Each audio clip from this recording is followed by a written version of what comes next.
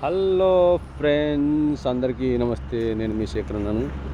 ఇప్పుడు మనం నంద్యాలలో నూనెపల్లి నుంచి ఐలూరు మెట్టు పోయే దావలో ఇక్కడ ఒక నర్సరీ ఉంది. మరీ అంత పెద్ద నర్సరీ ఏం కాదు, కానీ చిన్న నర్సరీ అయినా కానీ చాలా వెరైటీస్ ఇక్కడ ఉన్నాయి. పూలు కావచ్చు, గార్డెనింగ్ చెట్లు కావచ్చు, అవన్నీ బాగా ఉన్నాయి. ముఖ్యంగా ఇక్కడ ఈ చామంతి పూలు అయితే నన్ను చాలా ఆకర్షించాయి. రకరకాల పూలతో పూల్చిన ఈ చామంతి చెట్లు చాలా ఆకర్షణీయంగా చిన్న దానిలో ఉన్నాయి.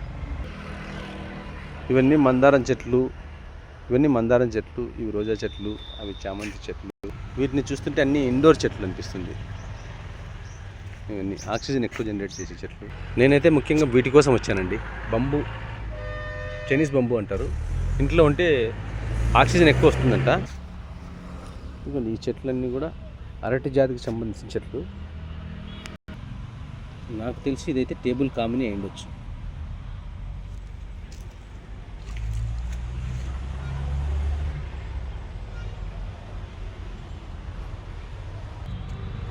వీటి మీద స్వీట్ బెర్రీ అని ఉంది. ఇవి మేడి చెట్టు మాదిరి ఉన్నాయి. ఏమో మనం పోయిన పిల్లలు తింటారు. ఇవి కూడా మందారం చెట్లే అండి. ఇవి కరివేపాకు, ఇవి ఏమో మరి నాకు కూడా తెలియదు. కనకాంబరం, తెల్లీశ్వరి అంటాను, గన్నేరు, కొబ్బరి చెట్లు. పిల్లిలా మడులు తయారు చేస్తారు, ఎత్తుమళ్ళు. చాలామంది రైతులకు తెలియదు, నారు పెంచేటప్పుడు ఎత్తుమళ్ళు చాలా అవసరం అనేది. వీళ్ళకు సైంటిఫిక్ విషయాలన్నీ బాగా తెలుసు. అందుకు ఇదో ఎత్తుమళ్ళు. ఇక్కడ దాని విత్తనాలు నీళ్ళు ఎక్కువైనప్పుడు కిందికి జారిపోవాలి, అప్పుడు వేరు వ్యవస్థ బాగుంటుంది. ఆ విషయం చాలామంది రైతులకు తెలియక పాపం వాళ్ళు మొదటి దశలోనే ఇబ్బంది పడతారు. ఏం చెప్తామండి, రైతులకు కొన్ని విషయాలు చెప్తే అర్థం కాదు. నేను కూడా ట్రై చేసినాను, మా ఇంట్లో కూడా. మా అమ్మనే ఒప్పుకోలేదు నేను చేస్తాను చెప్పేసి. ఇట్లండి ఎత్తుమల్లు, వాళ్ళు అది వరిగడ్డ వేసి, దాని కింద ఎరువు వేసి, దాని కింద అంతా ఎర్రమట్టి, నల్లమట్టి అన్నీ కొంటాను. ఎన్నో ప్రయత్నం చేస్తాను. ఆ తర్వాత దాన్ని ఒక బెడ్ ప్రిపరేషన్ చేసిన తర్వాత ఈ మాదిరిగా చేస్తారు.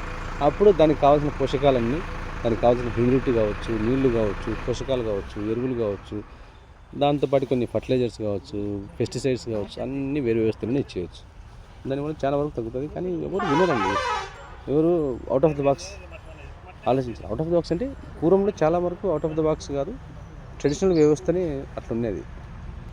ఎనీవే, నేను చెప్తుంటే ఎన్నో విషయాలు చెప్తుంటాను. అందరూ నన్ను వాగుడుకాయ అంటుంటారు, పర్వాలేదు, ఉన్న వాస్తవాలే మాట్లాడుతుంటాను. ఈయన ఇక్కడ అంతా చూసుకుంటుంటారు, శ్రీనివాస్ గారని ఈయన చూసుకుంటుంటారు.